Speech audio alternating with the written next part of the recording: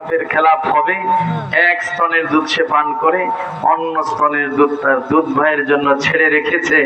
6 মাস বয়স থেকে আখিরি পয়গম্বর ইনসাফ কায়েম করবেন, এই কথা তৌরাত কিতাবের মধ্যে লেখা আছে। সুবহানাল্লাহ। নবীজির বয়স কয় মাস? 6 মাস বয়সের নবী ইনসাফ কায়েম করেন। ইনসাফের নবীর জিন্দেগি আর জীবনী শোনা মানুষ ইনসাফ থেকে দূরে চলে যায়, জুলুমের মধ্যে মুবতালা বা লিপ্ত হয়ে যায়। পাকিস্তান ফয়সালাবাদ রেল স্টেশন, একটা বুড়া মানুষ বসে বসে কান্দে। আমাদের সাথে যিনি সবচেয়ে বড় আলেম ছিলেন, তিনি আমাকে বললেন যে ওই মানুষটাকে জিজ্ঞাসা করব কেন তিনি বসে কান্দেন। তো তিনি কাছে আগাইয়া গেলেন, যাই বললেন, মুরব্বী আপনি এই স্টেশনের প্ল্যাটফর্মে বসে কান্দেন কেন? মুরব্বী বললেন, বাবা রে, আপনি মনে হয় আলেম মানুষ, তাই আপনার কাছে জবাব দিচ্ছি, না হইলে আমি কোনোভাবেই আপনাকেও বলতাম না। কেন কান্দেন? আমি হইলাম এই স্টেশনের প্ল্যাটফর্মের মধ্যে একটা ফলের ফেরিওয়ালা, ফল বিক্রি করি। প্রত্যেক দিন আপেলের সিজনে আপেল বিক্রি করি। ফলের আড়ত থেকে এক পেটি আপেল কিনে নিয়ে আসি, কেজি কেজি ধরে এই স্টেশনের প্যাসেঞ্জারদের কাছে বিক্রি করি। যে কয়টা টাকা লাভ হয়, লাভের টাকা দিয়া চাল ডাল আটা এইগুলি কিনে নিয়ে যাই, সবজি কিনে নিয়ে যাই। পরের দিন আবার এক পেটি আপেল কিনি, ওই পুঁজিটা রেখে দেই, শুধু লাভের টাকাটা দিয়া সংসার চালাই। আজ ফলের আলোতে গেলাম, আপেলের পেটি কিনলাম, পেটিটা কেমন যেন আমার কাছে মনে হলো আগেই খোলা হয়েছে। প্রতিবাদ করলাম, আমার কথার কোনো দাম দেয় নাই, পেটিটা আমার কাছে আবার ফেরত দিয়ে দেয়। এখন পেটি খুললাম, উপরের কয়েক পিস আপেল শুধু ভালো, ভিতরের সবগুলি আপেল পচা। এখন ভিতরের পচা আপেলগুলি কেউ কিনবে না। আজকে আমার পুঁজিটা নষ্ট হয়ে গেল। উপরের যে কয়টা আপেল ভালো, এগুলি বিক্রি করে বড় জোর আজকের সংসারটা আমি চালাইতে পারবো। আগামীকালকে আমি আপেলের পেটি কিনবো কি দিয়ে, ব্যবসা করব কি দিয়ে, আমার পুঁজি শেষ।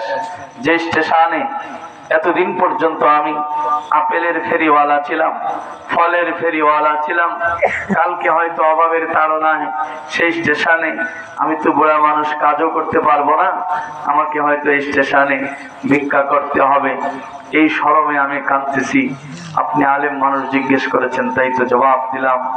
আমাদের সেই আলেম তখন বললেন, নবী আলাইহিস সালাম কেন বলেছেন আয-যুলমু যুলুমাতুন ইয়াউমাল কিয়ামা, জুলুম কিয়ামতের দিনে মস্ত বড় একটা অন্ধকারের রূপ ধারণ করবে।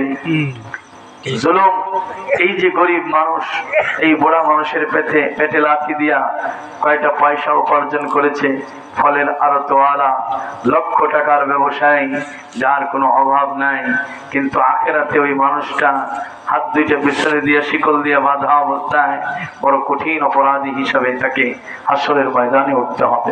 নাউযুবিল্লাহ। ইনসাফের নবী 6 মাস বয়সে দুধ ভাইয়ের জন্য এক স্তন ছেড়ে দিলেন, দুধ পান করলেন না।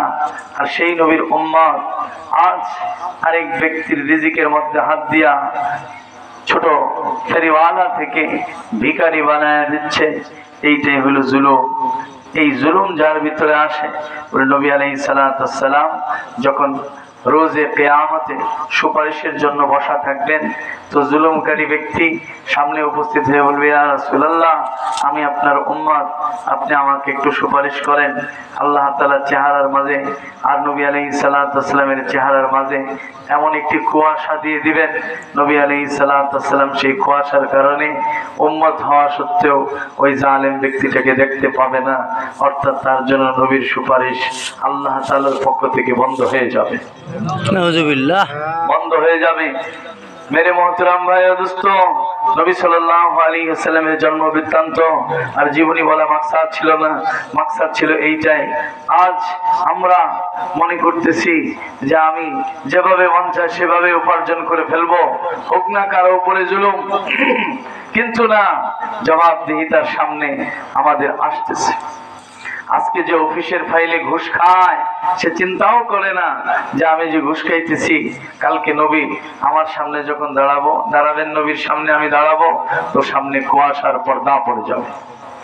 আজকে যিনি সুদ খায় তিনি চিন্তাও করে না আমি যে তাকে 10 টাকা দিলাম আর 5 টাকা বাড়াইয়া 15 টাকা নিলাম, সুদের টাকা দিয়ে ইট কিনে সিমেন্ট কিনে বাড়ি বিল্ডিং করে ফেললাম, কিন্তু নবীজির সামনে যখন দাঁড়াবো নবী আলাইহিস সালাম সুপারিশ করবেন তো দূরের কথা, এই অন্ধকার কুয়াশার কারণে আমাকে দেখতেও পাবেন না। নামাজ পড়ি উম্মত, আমরা যে ছোট্টবেলায় মাসালা পড়ছি, বিরক্ত হচ্ছেন ভাইয়েরা? নামাজের ভিতরেও বাহিরে 13 ফরজ। কত ফরজ? 13 ফরজ। শরীর পাক, কাপড় পাক, নামাজের জায়গা পাক, সতর ঢাকা, কিবলামুখী হওয়া, ওয়াক্তমতো নামাজ পড়া, নামাজের নিয়ত করা, আছে না নাই? আপনাদেরকে প্রশ্ন করবো আজকে, 1 নাম্বার শরীর পাক। 1 নাম্বার কি? শরীর পাক। আচ্ছা, উযু না থাকলে উযু করলাম, আপনারা জবাব দিবেন শরীর না পাক না পাক? বলেন না। পাক। গোসল ফরজ হইলে গোসল করলাম, শরীরটা না পাক না পাক? পাক। তাহলে উযু না থাকলে উযু করলে শরীর পাক, গোসল ফরজ হইলে গোসলটা করলে শরীর পাক। ঠিক আছে, পাক মানলাম, কিন্তু আমার শরীরে যে রক্তটা আছে এইটা যদি সুদের পয়সায় তৈরি হয়, বুঝে থাকলে উত্তর দিবেন শরীরটা পাক না না পাক? না পাক। নামাজ পড়তে লাগে শরীর পাক। 2 নাম্বার জামা পাক। কি পাক? জামা পাক। সুন্নত তরিকায় জুব্বা সিলাইলাম, বাচ্চা পেশাব করে দিল, বুঝে থাকলে উত্তর চাই জামাটা পাক না না পাক? না পাক। সুন্নত তরিকায় 3 বার ধৌত করলাম, এইবার জামাটা না পাক না পাক? পাক। কিন্তু অফিসে ফাইল আটকাইয়া ঘুষ খাইছিলাম, সেই ঘুষের টাকা দিয়া কাপড়টা কিনছিলাম, সুন্নত তরিকায় জুব্বা সিলাইলাম, বাচ্চা পেশাব করে দেয় নাই, কিন্তু আমি এই জামাটা নিয়ে যে নামাজ পড়তেছি, বুঝে থাকলে জবাব চাই জামাটা কি পাক না না পাক? না পাক। এই জামার সুতায় সুতায় না পাকি, ঠিক না বে ঠিক? ঠিক। কয়বার ধৌত করলে পাক হবে? কিয়ামত পর্যন্ত ধইলে হবে পাক হবে? জমজমের পানি দিয়ে ধুইলে শুধু পাক হবে? না। জি জি না। কেন? এইটা এমন নাপাকি, এই নাপাকি কোনোদিন আলাদা করা যায় না, সুতাটাই নাপাক হয়ে গেছে। ঠিক। নামাজ পড়তে লাগে জামা পাক, এখন মসজিদের প্রথম কাতারে দাঁড়ায়া কপালে দাগ বানায় ফেললেও জামা যেহেতু নাপাক, সুতরাং নামাজটা হয় না। ঠিক না ঠিক? ঠিক। নাম্বার 3, নামাজের জায়গা পাক। নামাজের জায়গা পাক। হজ করতে গেলাম, মক্কা থেকে কিনে নিয়ে আসলাম তুর্কিস্তানের জায়নামাজ, বিছাইয়া দিলাম মসজিদের প্রথম, সবাই বলল হাজী সাহেবের জায়নামাজ। এই জায়নামাজে কোনো নাপাক